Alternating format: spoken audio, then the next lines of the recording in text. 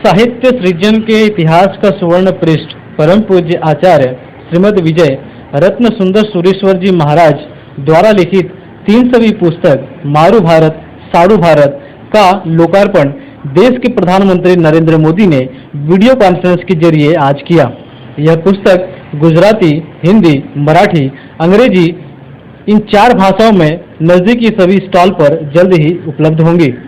आपको बता दें कि सायन के KS सोमैया ग्राउंड में 1 जनवरी 2016 से लेकर 10 जनवरी 2016 तक यह विशेष कार्यक्रम किया गया था। पेश है समय 24 की एक रिपोर्ट।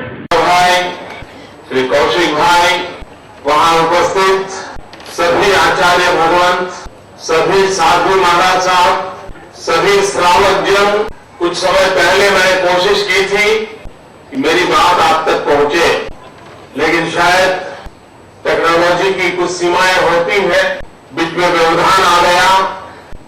और जैसे दूरदर्शन वाले कहते हैं, मैं भी कहता हूं रुकावट के लिए खेद है।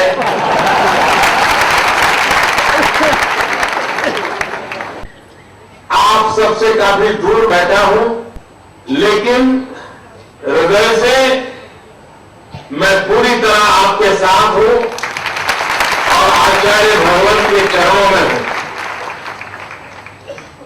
आज मुझे ये 300वें ग्रंथ के लोकार्पण का अवसर मिला, लेकिन कहीं पर लिखा गया है ये साहित्य की रचनाएं हैं।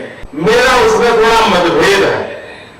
ये साहित्य की रचनाएं नहीं है, एक संत का अविरत तपस्या, आत्मानुभूति, दिव्यता का साक्षात्कार और उसमें से गंगा की तरह पवित्र जो मनोभाव है, उसे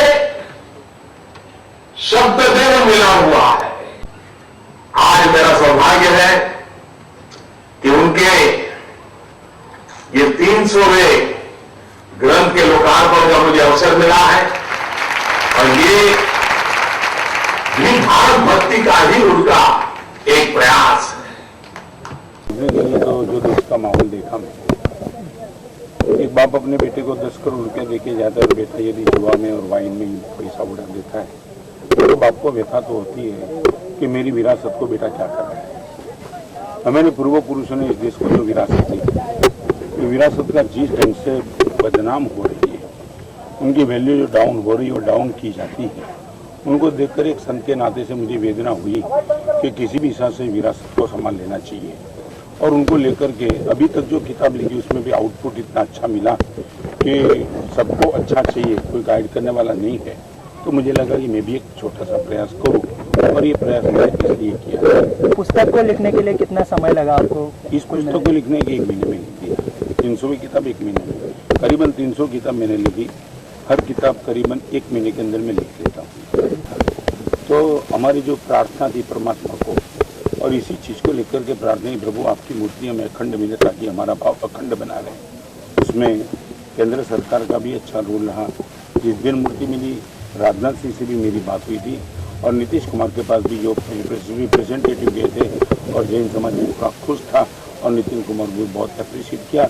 इस मूर्ति को लेकर के आपने टॉप प्रायोरिटी को लेकर के इसमें जो प्रयास की, इसलिए पूरा जैन समाज आपके प्रति कृतज्ञता की अभिव्यक्ति। हम चाहते थे कि यंग जनरेशन को हम यहाँ इकट्ठा करें और जो सोचा नहीं था उस ढंग से, जैसे आपको भाषा में बताऊं तो पूरी जिनसी पेटी आई थी। ये जो कभी धर्म स्थान में वो दिखती ही नहीं है। 50 से 60 हजार बहनों का आना एक प्रवचन के लिए ओनली फॉर 2 आवर्स, ये काफी महत्वपूर्ण बात थी। करीबन 15 से 20 हजार लड़के आए शिविर में। 5500 तेले हुए माने अठम के तपस्या हुई और वहाँ एक मिला जॉन में।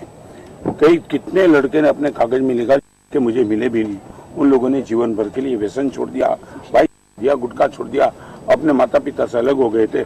उन लोगों ने माता पिता के घर जाने का तय किया, माता पिता को घर में बुलाने का तय